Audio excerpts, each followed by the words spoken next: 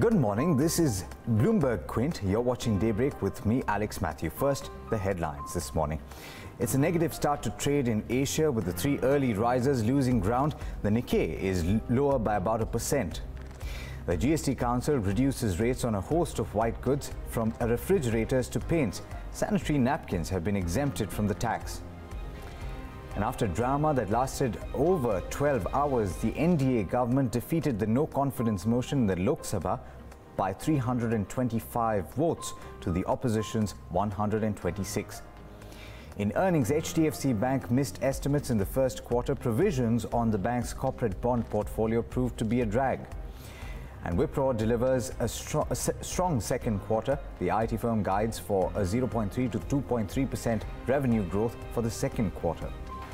Turning to international markets now, and U.S. stocks finished slightly lower on Friday as President Donald Trump's latest tariff threats and the attack on a Federal Reserve kept a lid on gains despite largely solid earnings.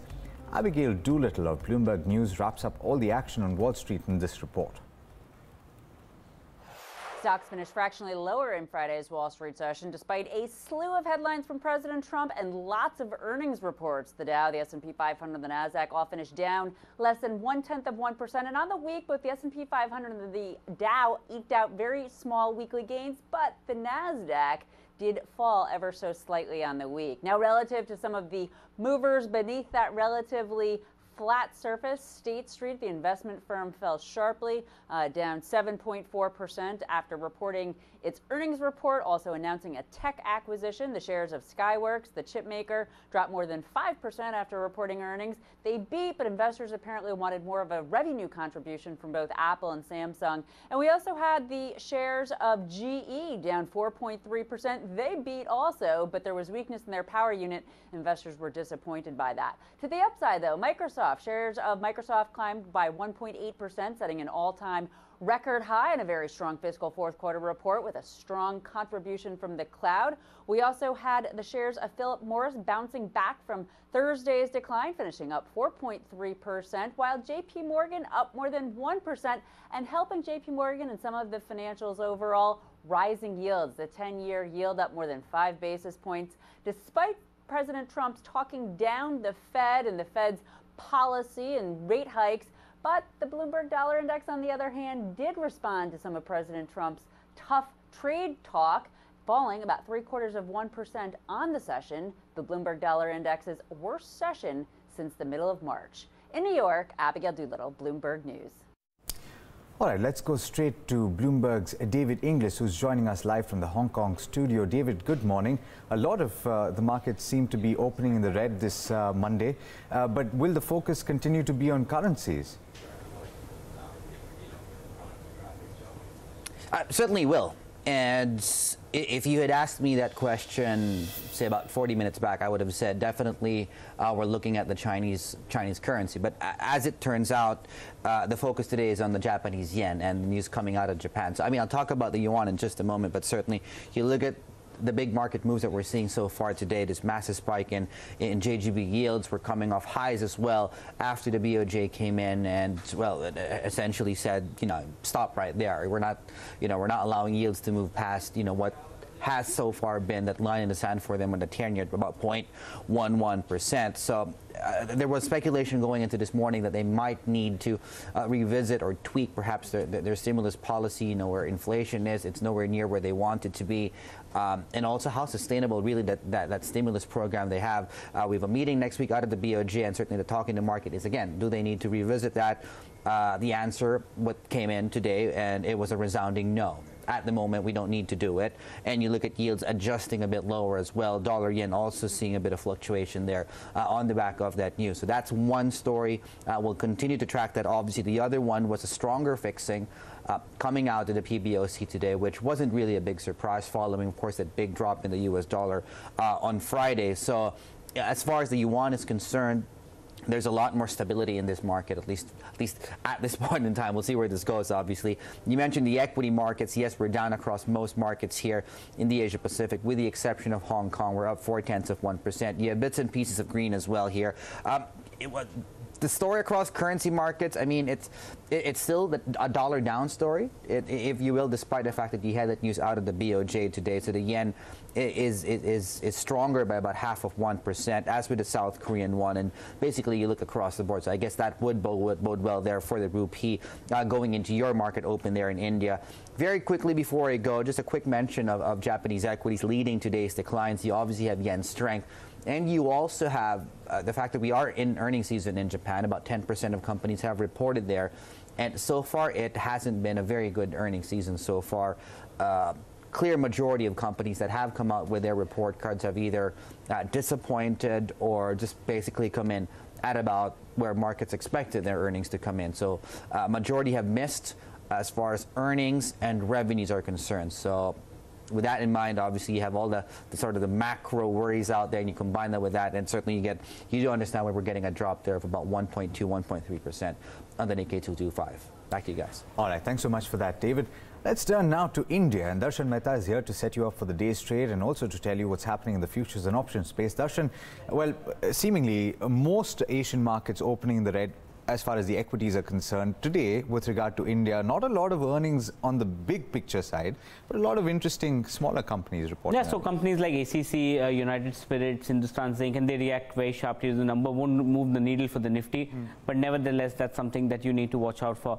But the SGX Nifty has come off from the day's high. When we started talking, almost an hour ago, it was up 35 points. Now it's actually come down to just 1 point. But first, let's take a look at what happened overseas. ICICI Bank was up. Wipro reacted positively to the numbers. It will react positively to numbers today. Infosys was up in trade given the fact how currency is panning out in trade.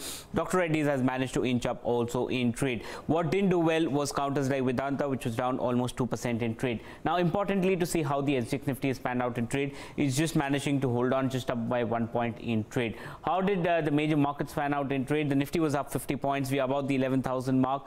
The mid cap and the small cap did manage to outperform the Nifty in trade. What's happening with the banking space, and both the Nifty Bank and the Nifty PSU Bank did manage to rally in trade. Individually, some of the sectors that did well, the pharma index did well, the IT index did well given the fact that how the rupee is panning out in trade, and the real estate index managed to move up. It was up almost 1.2% in trade.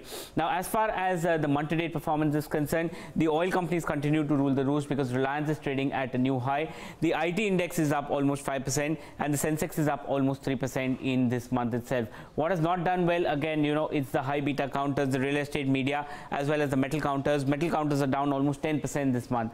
How did last week pan out in trade? Oil companies did well, PSU did well, and IT did well. And oil, because of both the oil marketing companies and Reliance, which was doing well. ONGCs again started contributing to the oil companies. So oil as a space is doing extremely well. But again, pharma is down almost 3%, as this was mainly led by Dr. Reddy's dropping in trade. Metal is down almost 6% last week. The real estate index was down 4% last week. So that's the trend that we saw what happened in last week. But a couple of companies that are trading at record highs, the Bajaj Twins, Reliance, and Jubilant Foodworks trade at record highs. As far as companies on a 52-week low is concerned, the list is endless, but we've just taken some of them. The larger companies, the Hindalco, Power Grid, Hero MotoCorp, all these three are Nifty companies. A rather large company, Cadila, BML, Advanced Enzymes. So a lot of companies are trading at record lows at this point of time. As far as the flows are concerned, FIs were net buyers, DIs were net sellers in the market. Overall, as far as this month is concerned, again, you're seeing that FIs are sellers, and it continues to remain a liquidity-driven market by the DIs. Now, if you're looking at the trend, what happened with the Nifty, again, Infosys, Reliance, Bajaj Finance contributed majorly to the move on the Nifty. Bajaj Auto was the big surprise, came out with a rather poor set of numbers, was down in trade. HDFC was down in trade, so that's what we'll watch out for. HDFC Bank has come out with a slightly weak set of numbers, has a large weightage on the Nifty. Probably if it reacts negatively, the Nifty might have a down day in trade today.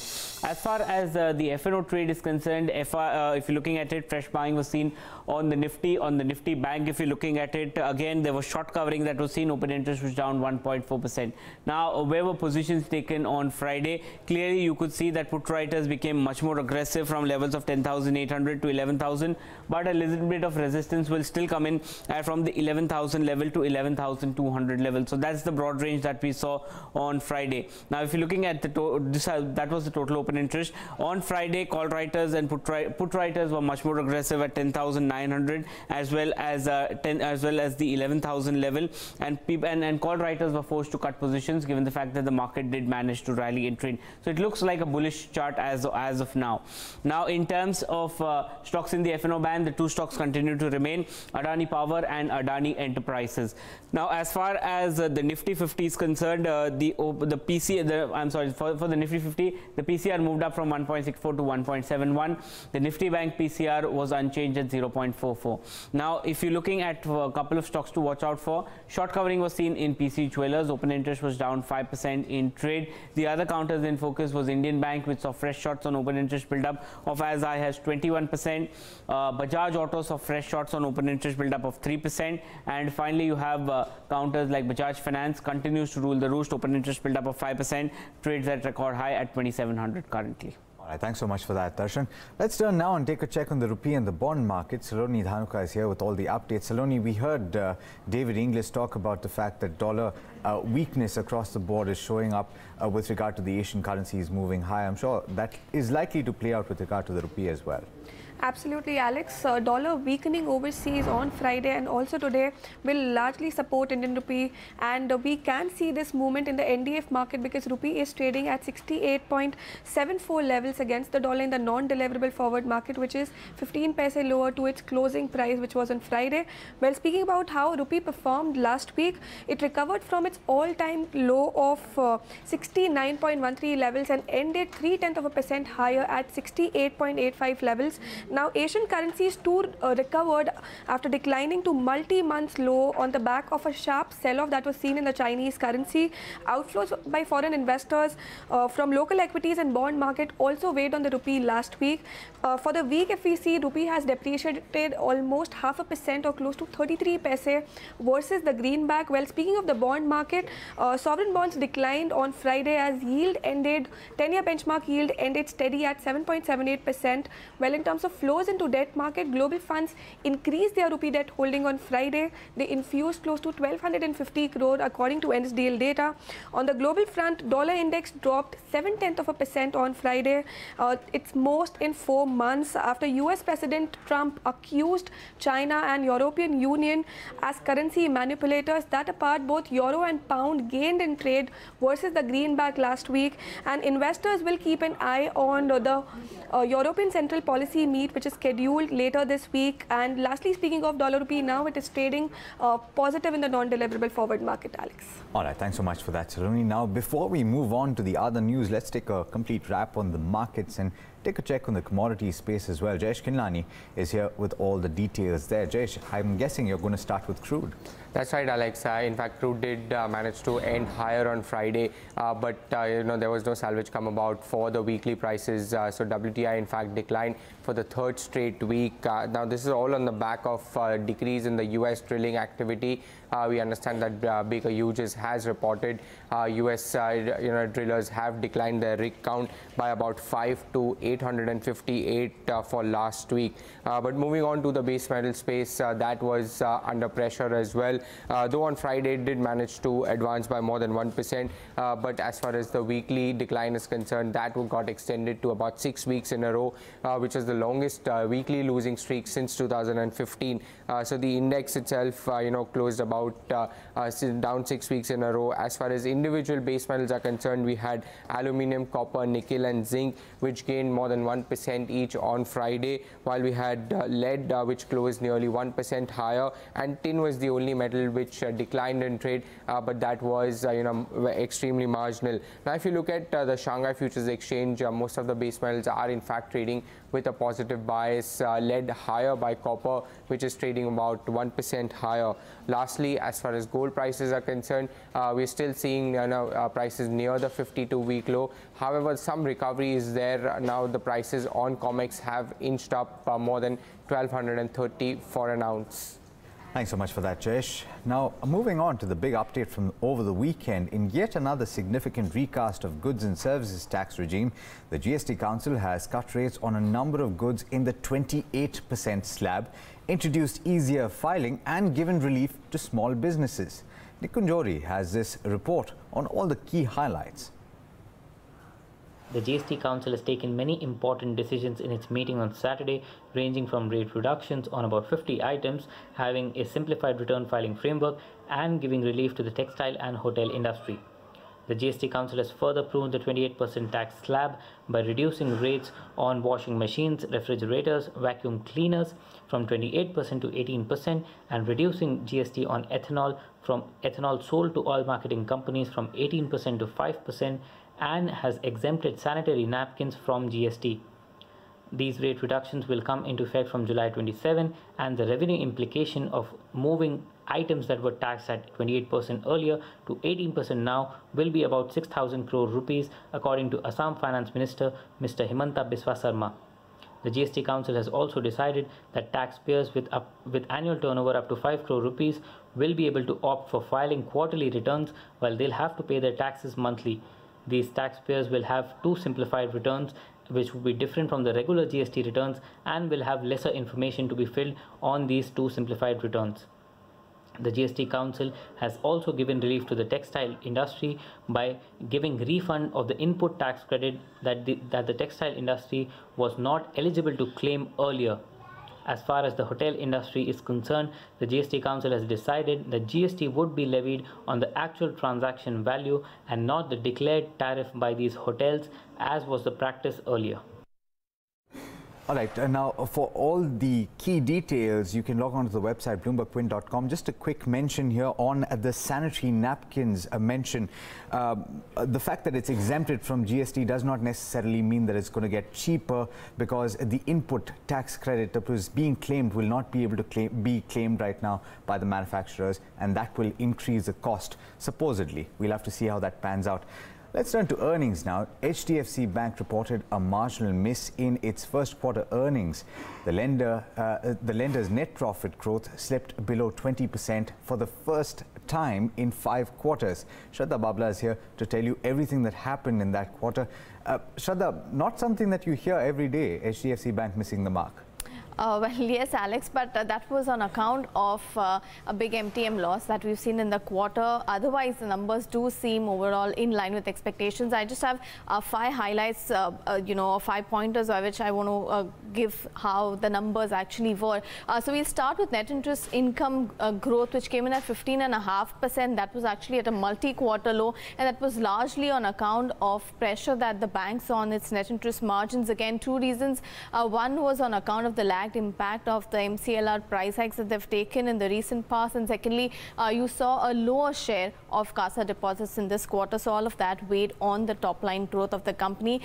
So that led to a net profit growth of sub 20%, so 18.2% growth, missing analyst estimates, and of course that was the 5th straight or the slowest quarter in slowest growth in the last 5 quarters for HDFC Bank. Why did that happen? That's because they chose to take the entire hit of 391 crores, that's the MTM loss on its bond portfolio, instead of using RBI's dispensation to spread it over 4 quarters.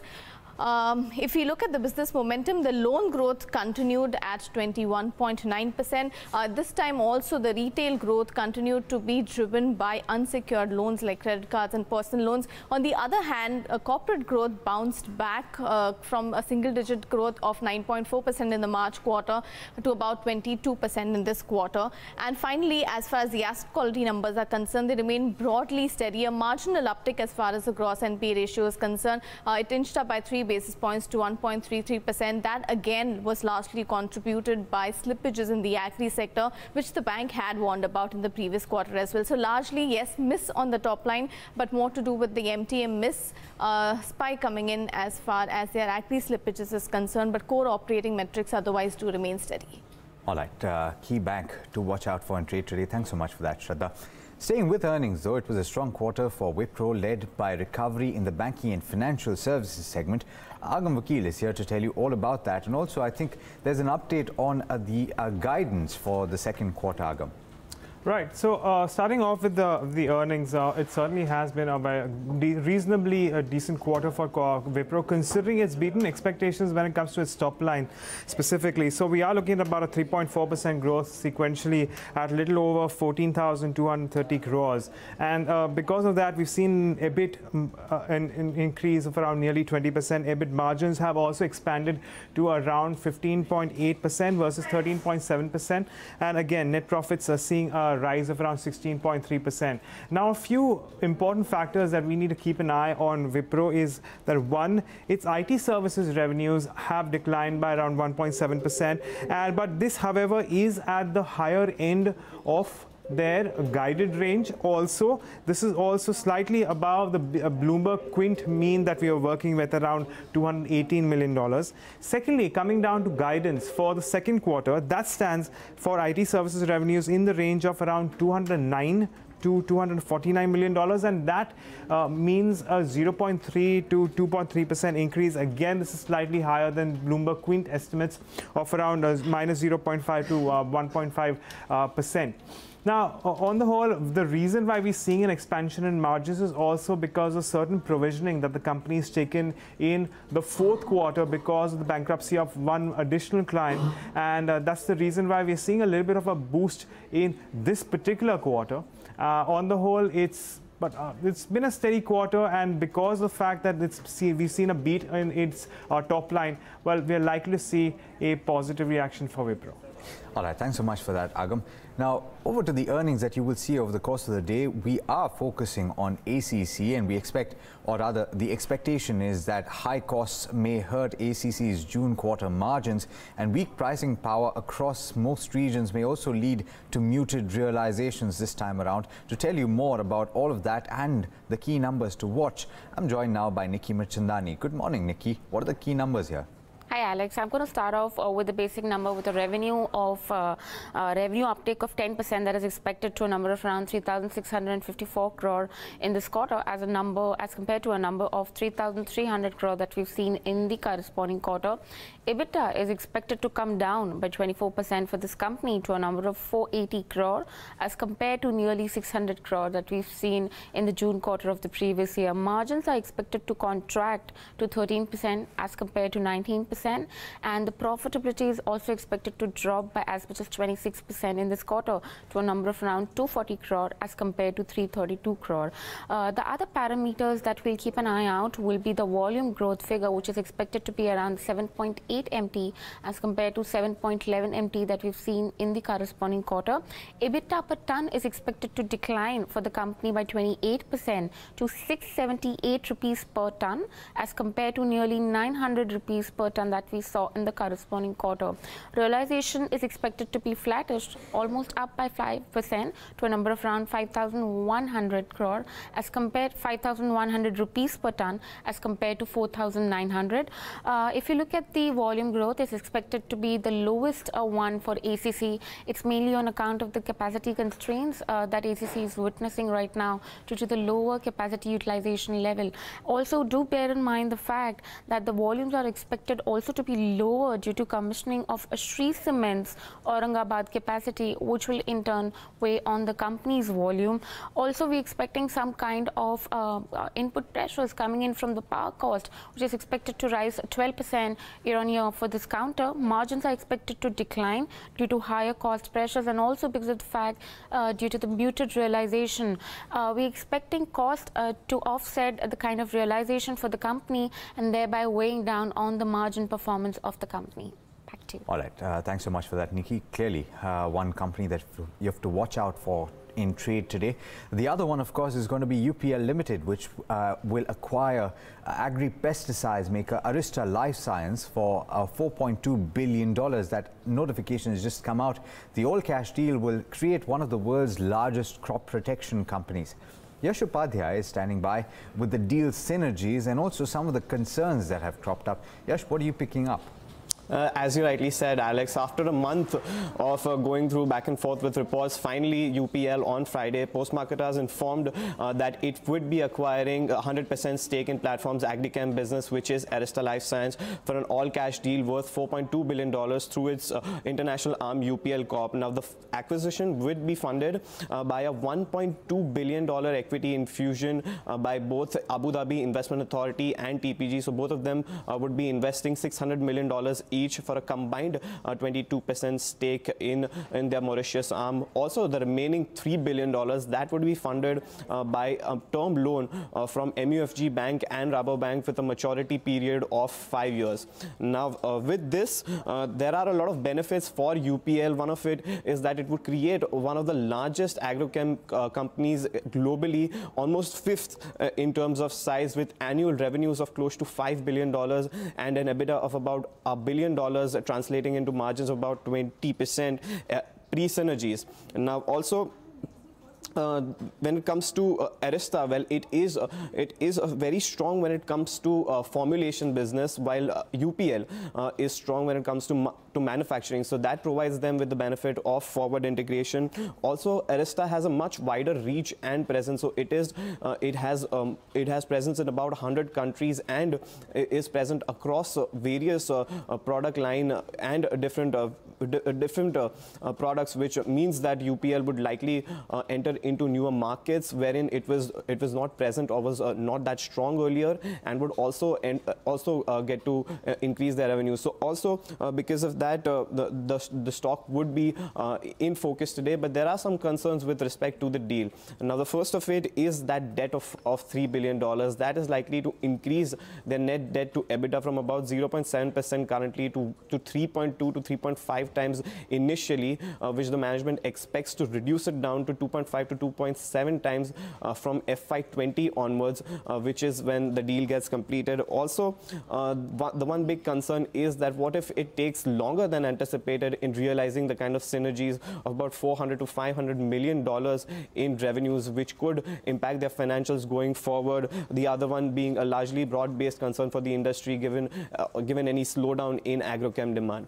When it comes to brokerages, well, we have CLSA, which has maintained a buy rating on UPL with a target price of 940 rupees. They believe that Arysta's acquisition offers scale and discovery capabilities, and they believe that the deal would be EPS accretive. The management also said in the con call that they expect the deal to be EPS accretive from day one.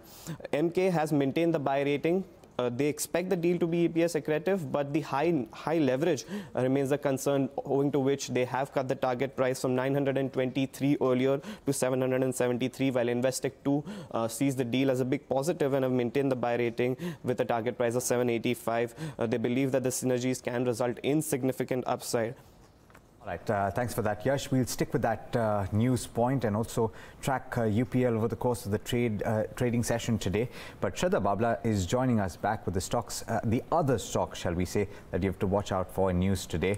Well, Shraddha, what are the stocks in the news today? Alex, lots of earnings. I'm going to start off with the good numbers. Bata India, which reported revenue growth of 7%, but a much stronger operating profit growth of 38%. Operating margins expanded by 350 basis points, and you saw the net profit grow by about 36%, so strong numbers there.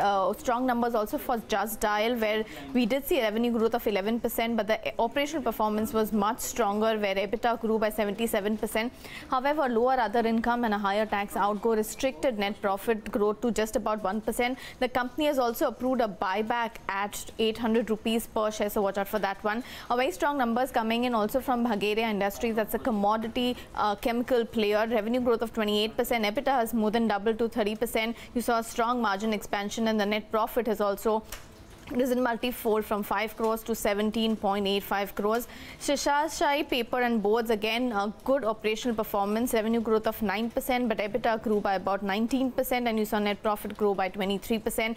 L&T Finance Holdings, this was the first quarter when they were reporting numbers based on Ind AS norms, but you did see income from operations rise by 32%, the net profit growth of 59%. The gross NPAs have also come down year-on-year basis to 7.93%, and the AUM growth in this focus lending lending business was also strong at 27%. MCX was yet another one which reported a solid set of numbers, revenue growth of 24%. However, the net profit declined by 77%, and that's on account of an exceptional loss of 24 crores in this quarter. Otherwise, in terms of its operational performance, the EBITDA doubled to 26 crores. However, the case was not the same for South Indian Bank, which reported a disappointing set of numbers. Net profit declined by 77%, and the gross NPA spiked from 3.6% to 4.5%. And finally, you also have Reliance Power, where revenues declined by 13%. EBITDA was down by 6%, and net profit growth came in at 2.3%. So those are the stocks to track today, Alex. All right, thanks so much for that, Shraddha. We're completely out of time in this edition of Daybreak. I have 3 words for you: like, subscribe, and share. Thanks so much for watching. This is Bloomberg Quint.